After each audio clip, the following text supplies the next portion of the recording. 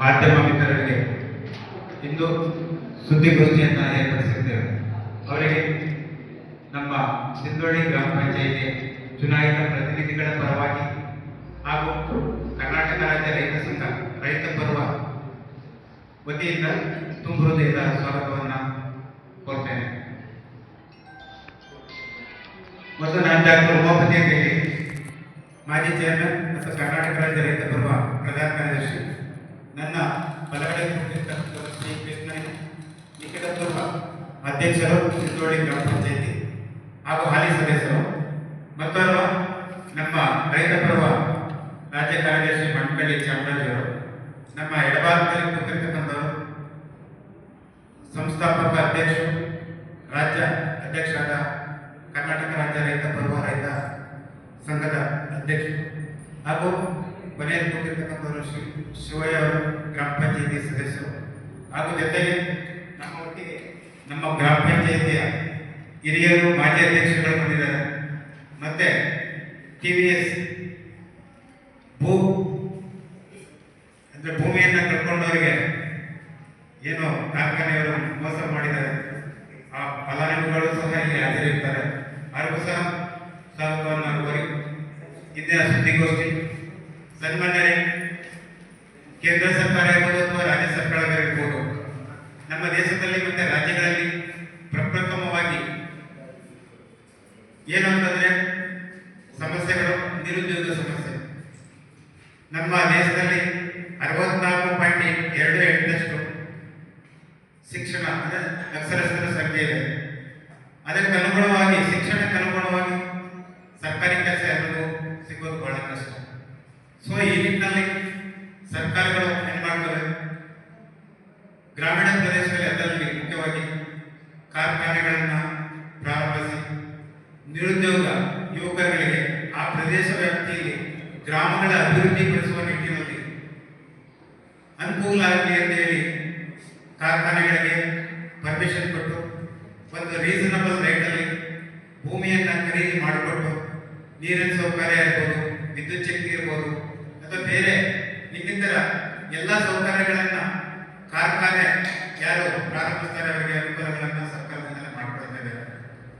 But ಏನಾಗ್ತಾ ಇದೆ ಅಂದ್ರೆ, ನಮ್ಮ ಇಲ್ಲಿಂದ 13 ಕಿಲೋಮೀಟರ್ ಮೈಸೂರು ವ್ಯಾಪ್ತಿ TVS ಮೋಟಾರ್ ಕಂಪನಿ 1992 ಇಸ್ವಿನಲ್ಲಿ ಪ್ರಾರಂಭವಾಗುತ್ತೆ.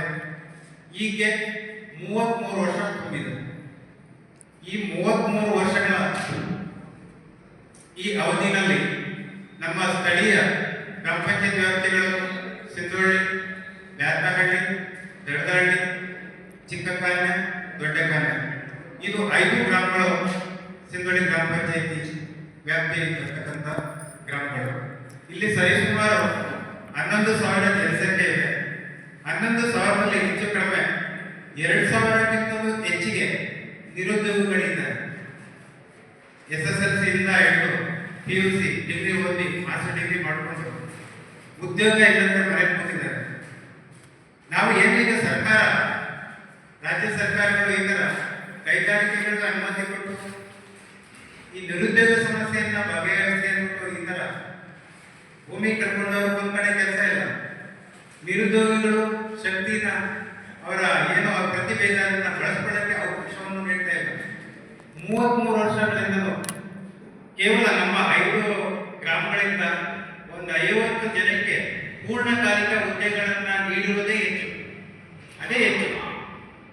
ಈಗ ಆರಂಭದಲ್ಲಿ ಏನೋ ಪೂರ್ಣಕಾಲಿಕವಾಗಿ ಉದ್ಯೋಗ ನೇಮಿಸಿಕೊಂಡ್ರು, ಅದು ಬಿಟ್ಟರೆ ಕಳೆದ 10 ವರ್ಷಗಳಿಂದ ಒಂದು 5-6 ಕೇಸ್ಗಳಿರ್ಬೋದು. ಅದನ್ನ ಬಿಟ್ಟರೆ ನಮ್ಮ ಪಂಚಾಯಿತಿ ವ್ಯಾಪ್ತಿಯಲ್ಲಿ ಎಲ್ಲಿ ಸ್ಥಾಪನೆ ಆಗಿದೆ ಕಾರ್ಖಾನೆ, ಆ ವ್ಯಾಪ್ತಿಯಲ್ಲಿ ಯಾವುದೇ ತರಹದ ಉದ್ಯೋಗಗಳನ್ನು ಕೊಡದಂತೆ ವಂಚಿಸ್ತಾ ಇದ್ದಾರೆ. ಈ ಕಳೆದ 3-4 ವರ್ಷದಿಂದ ಏನು ಈ ಆಡಳಿತ ಮಂಡಳಿ ಇದ್ದಾರೆ, ಅವರು ನಿಜವಾಗ್ಲೂ ನಮ್ಮ ಜನರಿಗೆ ಸ್ಪಂದನೆ ನೀಡ್ತಾ ಇರೋ ವೈರಿಗಳ ತರ ಕಾಣ್ತಾ ಇದ್ದಾರೆ. ಯಾವುದೇ ಒಂದು ಕೈಗಾರಿಕೆ ಆ ಸುತ್ತಮುತ್ತಲ ಜನಗಳನ್ನ, ಗ್ರಾಮಗಳನ್ನ ತಮ್ಮ ಅಭಿವೃದ್ಧಿ ಫ್ರೆಂಡ್ಲಿ ಅಟ್ಮಾಸ್ಫಿಯರ್ ಕ್ರಿಯೇಟ್ ಮಾಡಿಕೊಂಡು ಯಾವುದೇ ಕಾರ್ಯಚಟುವಟಿಕೆಗಳನ್ನು ನಡೆಸೋದನ್ನ ಕೇಳಿದ್ವಿ. ಬಟ್ ಅದಕ್ಕೆ ವ್ಯತಿರಿಕ್ತವಾಗಿ ಈ TVS ಮೋಟಾರ್ ಕಂಪನಿಯವರು ನಮ್ಮನ್ನ ಒಂದು ರೀತಿ ವೈರಿಗಳ ತರ ಇದು ಮಾಡ್ತಾ ಇದ್ದಾರೆ. ನಮ್ಮ ನಿರುದ್ಯೋಗ ಯುವಕರುಗಳು ಇವತ್ತು ಎಷ್ಟೋ ದುಶ್ಚಟಗಳಿಗೆ ಒಳಗಾಗ್ತಾ ಇದ್ದಾರೆ. ಕಾರಣ ಉದ್ಯೋಗ ಇಲ್ಲ. ನಾವು ಸ್ಥಳೀಯವಾಗಿ ನಾವು ಬೇರೆ ಎಲ್ಲರೂ ಬಂದು ಕೇಳಿ ಪ್ರಶ್ನೆ, ಬೇರೆ ಯಾವ್ದಾದ್ರು ಒಂದು ಕಾರ್ಯಕ್ರಮ ಹೋಗಿ ಯಾವುದೇ ಒಂದು ಕಚೇರಿಗೆ ಹೋಗಿ ಕೇಳಿದ್ರೆ ನಿಮ್ಗೇನಪ್ಪ ಇಷ್ಟು ದೂರ ಬಂದಿದ್ದೀರಿ, ನಿಮ್ಮಲ್ಲೇ TVS ಮೋಟರ್ ಕಂಪ್ನಿ ಇದೆಯಲ್ಲ ಅಲ್ಲೇ ಹೋಗಿ ಸೇರ್ಕೊಳ್ಳಿ ಅಂತ ಮಾತುಗಳು ಹೇಳ್ತಾರೆ. ಬಟ್ ಇಲ್ಲಿ ಉದ್ಯೋಗವೂ ಇಲ್ಲ. ಅದರಲ್ಲಿಯೂ ಈ ಕಳೆದ 30 ವರ್ಷಗಳಿಂದ ಏನು ಈ ಕಾರ್ಖಾನೆ ಸ್ಥಾಪನೆಗೆ KIDBಗೆ ಭೂ ಸ್ವಾಧೀನ ಆಯಿತು, ಆ ಭೂಮಿ ಕಳ್ಕೊಂಡಿರೋಂಥ ರೈತರ ಇನ್ನೂ ಕೆಲವು ಏನಾಗಿದ್ರೆ ಉದ್ಯೋಗ ನೀಡಿಲ್ಲ. ಕೇಳಿದ್ರೆ 25 ವರ್ಷಗಳಲ್ಲಿ ನೀವು ಕೊಡಲಾಗ್ತಂತ ಹೇಳಿ ಕಾನೂನನ್ನ ಗೊತ್ತಿಲ್ಲ ಪಾಪ ಜನಗಳಿಗೆ. ಅವ್ರ ಕಾನೂನು ಏನಂತ ಗೊತ್ತಿಲ್ಲ. ಈಗ KIDBವರೆಗೂ ಮೂಲ ರೈತರುಗಳಿಗೂ ಒಂದು ಒಪ್ಪಂದ ಆಗಿದೆ, ಕರಾರ ಆಗಿದೆ. ಯಾರು ಭೂಮಿ ಕಳ್ಕೊಂಡಿರ್ತಾನೆ ಅವನಿಗೆ ಒಬ್ಬ ಸದಸ್ಯರಿಗೆ ಆ ಕುಟುಂಬದಲ್ಲಿ ಕೆಲಸ ಕೊಡಬೇಕು ಅಂತ ಹೇಳಿ ಒಪ್ಪಂದ ಆಗಿದೆ. ಒಪ್ಪಂದಕ್ಕೆ ಏನಾಗ್ತಾರೆ ಈ ತರ ಹೇಳೋದು, 25 ವರ್ಷ ಆದ ನಮ್ಗೆ ಕೊಡಕ್ಕಾಗುತ್ತ ಅಂತ ಹೇಳ್ತಾರೆ. ಈಗ TVS ಅಲ್ಲಿ ಸರಿಸುಮಾರು 3,000 ನೌಕರರು ಪೂರ್ಣಾವಧಿ, ಅರೆ ಪೂರ್ಣಾವಧಿ ಮತ್ತೆ ಹೊರಗುತ್ತಿಗೆ ಆಧಾರದ ಮೇಲೆ ನೌಕರರ ಕೆಲಸ ನಿರ್ವಹಿಸ್ತಾ ಇದ್ದಾರೆ. 33 ವರ್ಷ ಎಷ್ಟೋ ಜನ ಬಿಟ್ಟು ಹೋಗಿರ್ತಾರೆ. ಆ ಬದಲಿಗೆ ನಮ್ಮ ಹಕ್ಕುಗಳು, ಸ್ಥಳೀಯರಿಗೆ ಹಕ್ಕುಗಳು, ನಿರುದ್ಯೋಗಿಗಳ ಹಕ್ಕುಗಳು ಅವ್ರಿಗೆ ಕೊಟ್ಟಿಲ್ಲ ಅಂದ್ರೆ ಇನ್ನೇನಿಕ್ಕೆ ಮತ್ತೆ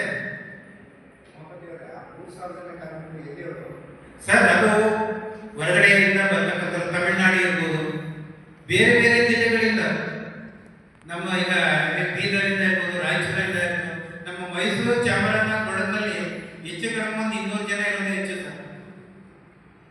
200 ಜನ ಇರೋದೇ ಹೆಚ್ಚು ಸರ್. ಎಲ್ಲ ಹೊರಗಡೆ ಪ್ರತಿನಿಧಿ ಕೊಡ್ತಾರೆ. ಏನ್ ಪಾಪ ಮಾಡಿದ್ದೀವಿ ಸರ್? ಸರ್ಕಾರದ ಆಶಯಗಳು ಏನು ಅಂತಂದ್ರೆ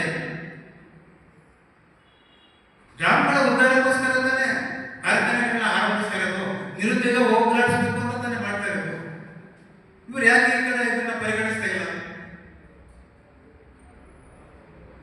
ಸೊ ಹೀಗೆ ಬಂದು ಜೊತೆಗೆ ಈ ವಿಷಯಗಳನ್ನು ನಮ್ಮ ಕ್ಷೇತ್ರದ ಸನ್ಮಾನ್ಯ ಶ್ರೀ ಜಿಟಿ ದೇವೇಗೌಡ ಸಾಹೇಬರು ಹಲವಾರು ದಿನವಾಗಿ ತೋರ್ಪಟ್ಟಿರ್ತಾರೆ.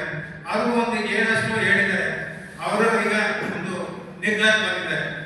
ಇದೇ ತಿಂಗಳ 17ನೇ ತಾರೀಕು ಸೋಮವಾರ 11 ಗಂಟೆಗೆ ಏನು ನಮ್ಮ ಈಗ 7 ಪ್ರತಿಭಟನೆ ಉದ್ದೇಶಗಳನ್ನ ನಾನು ಹೇಳ್ತೀನಿ.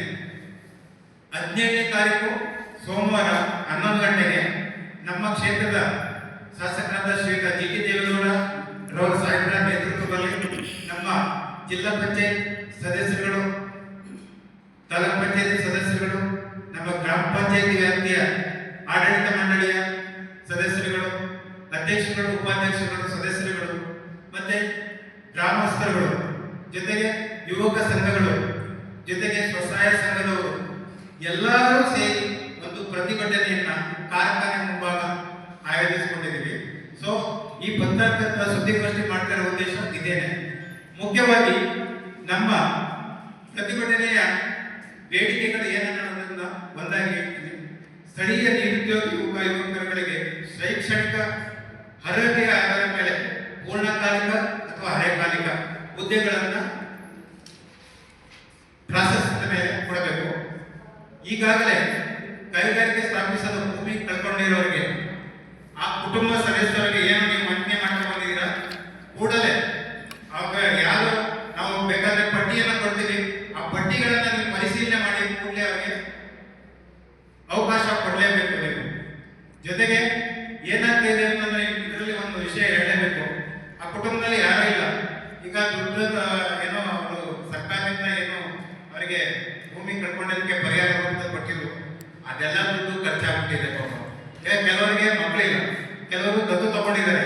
ದತ್ತು ತಗೊಂಡಿದ್ರೆ 33 ವರ್ಷದಿಂದ ಹಿಂದೆ ಏನೋ ರಿಜಿಸ್ಟ್ರೇಷನ್ ಏನಾದ್ರು ಇತ್ತ, ಏನೋ ಕರ್ಕೊಂಡಿರ್ತಾರೆ, ಸಾಕಿರ್ತಾರೆ, ಅಂಥವ್ರನ್ನ ಅವರು ತಿರಸ್ಕಾರ ಮಾಡ್ತಾ ಇದ್ದಾರೆ. ದತ್ತು ರಿಜಿಸ್ಟ್ರೇಷನ್ ಸರ್ಟಿಫಿಕೇಟ್ ಕೊಡಿ, ದತ್ತು ಪಡೆದಿರ ಅಂತ ಹೇಳ್ತಾರೆ. ಅದು ಹಿಂದೆಲ್ಲ ಹೇಗಿತ್ತು? ಜನಗಳು ಪಾಪ ನಮ್ಮ ಗ್ರಾಮಸ್ಥರುಗಳು ಅವರು ಅನಕ್ಷರಸ್ಥರು, ಇದೆಲ್ಲ ಲೀಗಲ್ ಪಡ್ಕೋಬೇಕು ಅಂತ ಅವ್ರಿಗೆ ಜ್ಞಾನ ಇಲ್ಲ ಪಾಪ. ಅಂಥವ್ರಿಗೆ ವಂಚನೆ ಮಾಡಿರೋದು ಎಷ್ಟು ಮಟ್ಟಿಗೆ ಸರಿ? ಇದು ನಾವು ಸಂಪೂರ್ಣವಾಗಿ ರೈತ ಪರ್ವ ಸಂಘದ ವತಿಯಿಂದ ನಮ್ಮ ಗ್ರಾಮ ಪಂಚಾಯತಿ ಆಡಳಿತ ಮಂಡಳಿಯಲ್ಲಿ ತುಂಬಾ ನಿರ್ದಾಕ್ಷಿಣ್ಯವಾಗಿ ಖಡಾಖಂಡಿತವಾಗಿ ಖಂಡಿಸ್ತೇವೆ.